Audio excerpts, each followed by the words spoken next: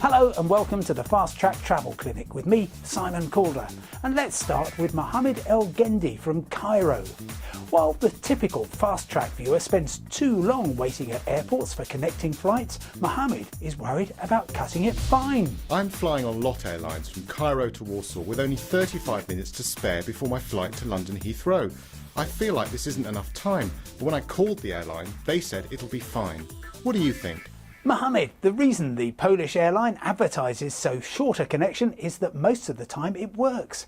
At a compact and efficient airport such as Warsaw, the bags can usually be safely transferred within 35 minutes, while the passengers can also make it from one gate to another.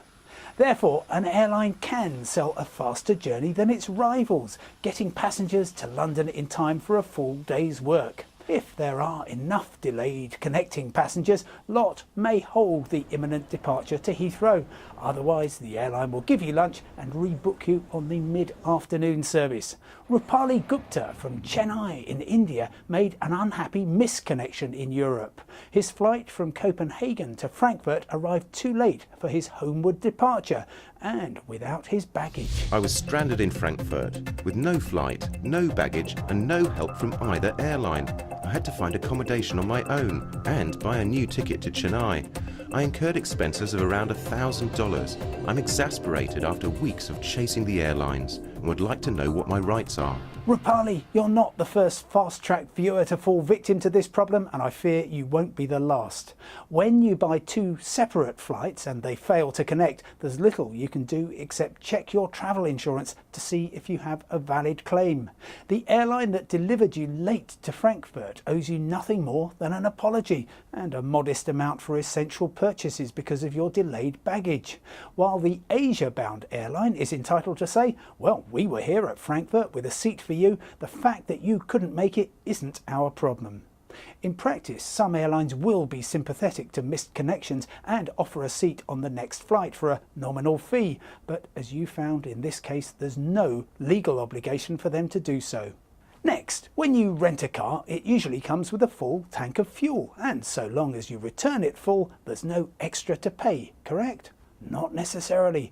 Jamie Dix from Essex in eastern England is one of several Fast Track viewers who found this out to his cost on a trip to Spain. I hired a car from Hertz via Ryanair. When I got to the car rental desk at Alicante Airport, I was told I had to pay nearly $100 for a full tank of fuel and return it empty. Jamie, your case reflects the intense competition between car rental companies in Spain. You presumably paid a very low rate, which the firm offsets by charging for a full tank even if you're only using the car to get to and from the airport. The company told me you'd encountered its mandatory fuel purchase option clause that applies to some of its deals. I did point out to Hertz that having a mandatory option is a contradiction in terms, and the firm told me we're currently reviewing all our terminology to make it more customer friendly. Finally, Lucy Ledres headlines her message, "Greetings from the Philippines," and explains she's soon to visit London with 3 relatives. This will be our first time. With so many hotels to choose from, I'm in a quandary. Which would you recommend for tourists who are on a tight budget? Lucy, the fastest growth in budget hotels is taking place on the south bank of the Thames, easy walking distance from the London Eye and sites such as Tate Modern and St Paul's Cathedral.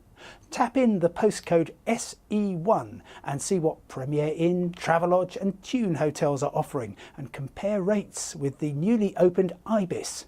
Reckon on $100 to $150 a night for each twin room, though you could pay about the same for a room for 4 at one of London's excellent, if basic, youth hostels.